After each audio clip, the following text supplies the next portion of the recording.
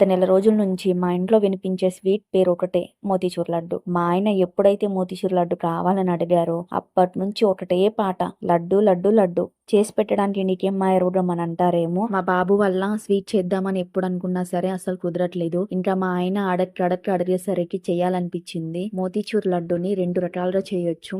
ఇప్పుడు నేను చాలా ఈజీ రెసిపీ చెప్తాను. వంట రాని వాళ్ళు కూడా చాలా ఈజీగా చేసేస్తారు. ఆలస్యం చేయకుండా స్టార్ట్ చేసేద్దాం. ఒక బౌల్ తీసుకొని అందులో 1.5 కప్ దాకా శనగపిండికి 1.5 కప్ దాకా వాటర్ ని పోసుకొని ఉండలు లేకుండా బాగా కలిపి పక్కన పెట్టండి. ఆయిల్ ని బాగా వేడి చేసుకొని అందులోకి కలిపి పెట్టిన శనగపిండి మిశ్రమాన్ని కొద్దిగా పోసుకొని ఇలా వీడియోలో చూపించే విధంగా వేయించుకొని పక్కన పెట్టుకోండి. తర్వాత మిక్సీ జార్ లోకి తీసుకొని చూపించే విధంగా బ్లెండ్ చేసుకోండి. తర్వాత ఇంకొక పాన్ తీసుకొని అందులోకి 1.5 కప్ దాకా పంచదార అలాగే 1.5 కప్ దాకా వాటర్ ని పోసుకొని తీటపాటం రాకుండా చేతికి అంటుకునేలాగా వచ్చేదాకా వేడి చేసుకోండి. ఇందులో మీరు కావాలంటే ఫుడ్ కలర్ వేసుకోవచ్చు, లేదంటే స్కిప్ చేయొచ్చు. తర్వాత శనగపిండి మిశ్రమాన్ని వేసి దగ్గర డ్రై దాకా వేడి చేసుకొని చివరిలో డ్రై ఫ్రూట్స్ అలాగే నెయ్యి వేసుకొని కలుపుకోండి.